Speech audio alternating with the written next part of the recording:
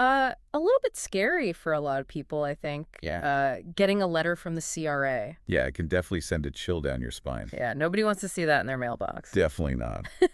But that's what we're talking about today. We're specifically looking at CRA review letters in 2025. And thankfully, we've got a great article to help guide our deep dive here. Yeah, a really helpful piece from Yahoo Finance Canada. Yep. Published just earlier this week on Monday, March 17th. Titled, Taxes 2025. Did you get a Canada Revenue Agency review letter? Don't panic. So hopefully by the end of this deep dive, all of you will be feeling a little less panicky. That's the goal. And a little more informed about what to do if you get one of these letters. Exactly. We're going to break it all down. And we've got some great insights in this article from Charles Durant, a CRA spokesperson. Yeah, a good source to have. So let's jump right in. I think the first thing that everyone wants to know is this an audit?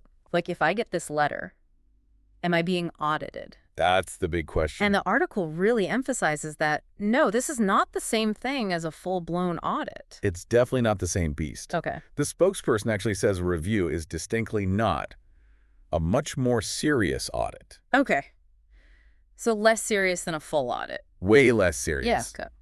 In fact, the CRA actually sees these reviews as like a proactive step. Okay. They really want taxpayers to avoid those bigger, more serious audits later on. Right.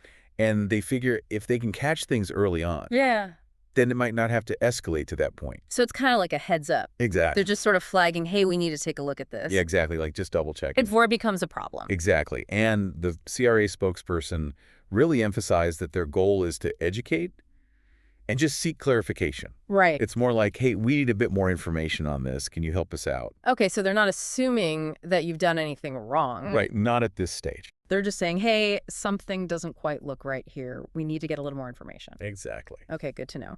Now, the article also talks about how often these reviews happen. Yeah, and they're a little bit cagey about the exact numbers. Right, they don't want to give away all their secrets. They don't want to tip their hand. But they did give us at least some idea of the scale. Yeah, they referred back to an archived CRA webpage from 2019. Okay. And that page said that around 350,000 review letters were sent out every year. Wow, so it's not uncommon. Not at all. It's actually pretty standard. Okay, so these reviews, they're happening all the time. All the time. Okay, so if you get one of these letters, what kind of review are we talking about? Well, the article breaks it down into two main types. Okay. Benefit reviews and tax return reviews. Okay, so let's start with the benefit reviews. Okay, so these relate to all the benefits, credits, and deductions that the CRA administers. Which is a lot. It is. Yeah. The spokesperson actually said it's over 100. Okay, so all kinds of things, right? Like the Canada Child Benefit or the GST-HST credit. Right, and your eligibility for those benefits and credits, they change all the time, right? Like as your situation changes. Exactly, like if you get married or have a kid or change provinces. Or if your income goes up or down. Yep, all of that can affect what you're eligible for.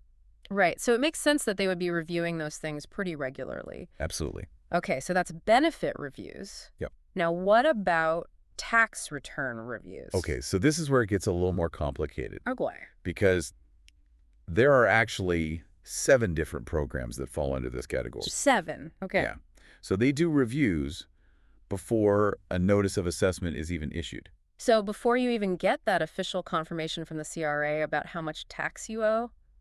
Yep, they're checking things out even before they send you that data. Okay, and then they also do reviews after you get that notice. Right, so they're looking at things on both ends of the process. Interesting. Okay, so what else? Well, if you file a request to adjust your tax return. So like if you realize you made a mistake and you file an amendment. Exactly, that can trigger a review too. Makes sense. They want to make sure that your changes are legit. Right, and then there's examinations of refunds. So they're even checking things out when they're sending you money. Yep, just making sure everything's on the up and up. Okay, and then there's the more detailed reviews. Yeah, these are the ones where they really dig into the specifics of your return.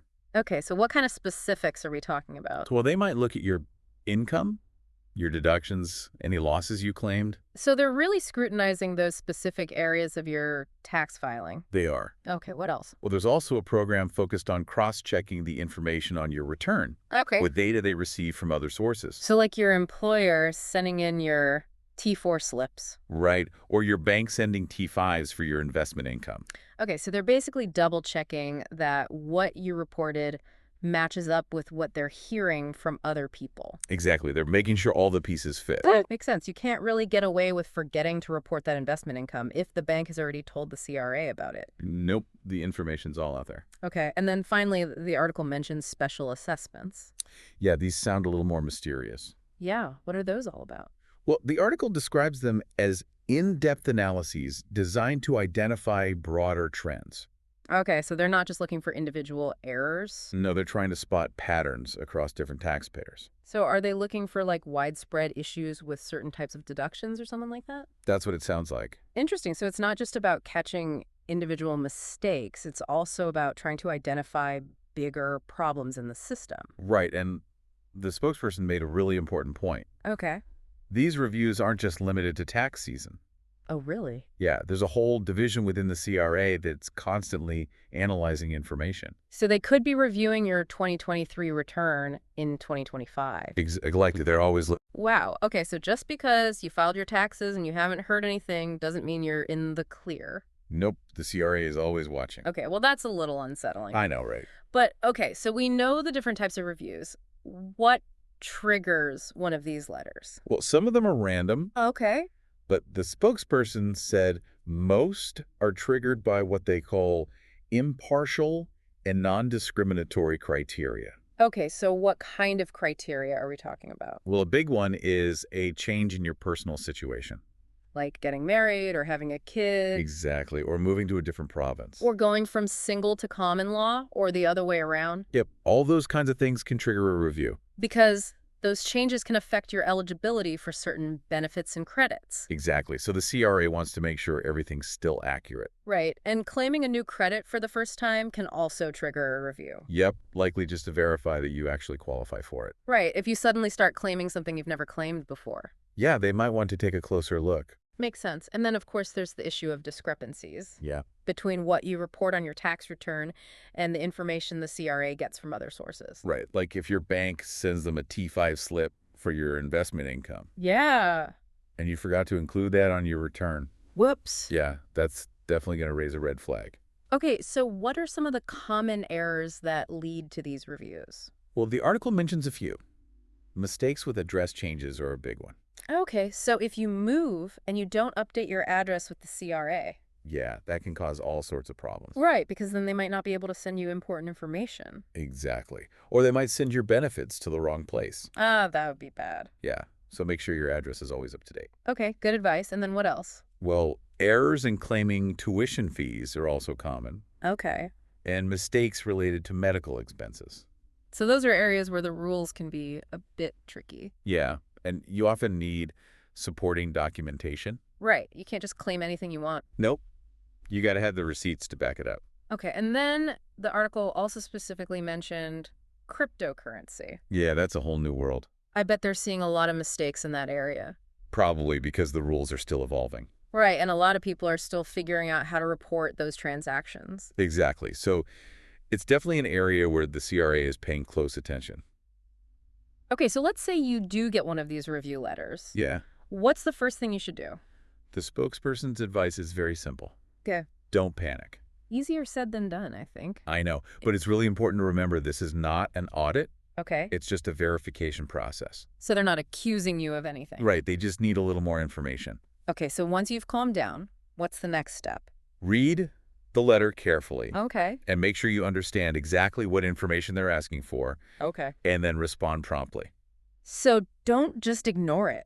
No, definitely not. That sounds like a bad idea. The spokesperson emphasized that a timely response can really help prevent things from escalating. So the longer you wait, the worse it might get. Potentially. Okay, and the article says that the CRA generally understands that tax laws are complex. Right. And that mistakes happen. They're not out to get you. Okay, that's good to hear. They just want to make sure everything is accurate. Okay, so what if you did make a mistake? Well, you might have to repay some money. Okay. But the spokesperson really emphasized that this is primarily an educational process. Okay, so they're trying to help you understand the rules. Exactly, and make sure you don't make the same mistake again. Okay, but the article did include a warning. It did. If you've had a review before, Yeah. and you make the same mistake again, Uh-oh. that could lead to a more serious audit. Right. So you don't want to keep making the same mistakes over and over. No, definitely not. So basically, the takeaway here is if you get one of these letters, Yeah. don't freak out. Stay calm. Read it carefully. Gather your documents. And respond promptly. And hopefully everything will be fine. Yeah. Seems manageable. But it does make you think, you know, with personal finances getting more and more complicated, Yeah. and the digital world evolving so rapidly, Mm-hmm. how is that going to impact the CRA and the kinds of reviews they're doing in the future?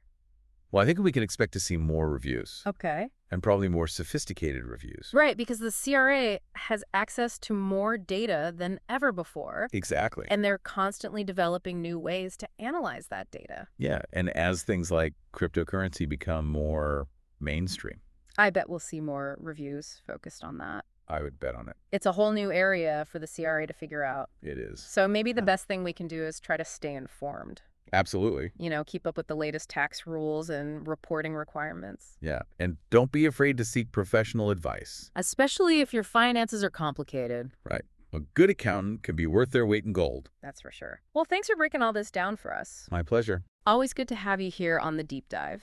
Thanks for having me. And for everyone listening, thanks for tuning in. We'll catch you next time on The Deep Dive.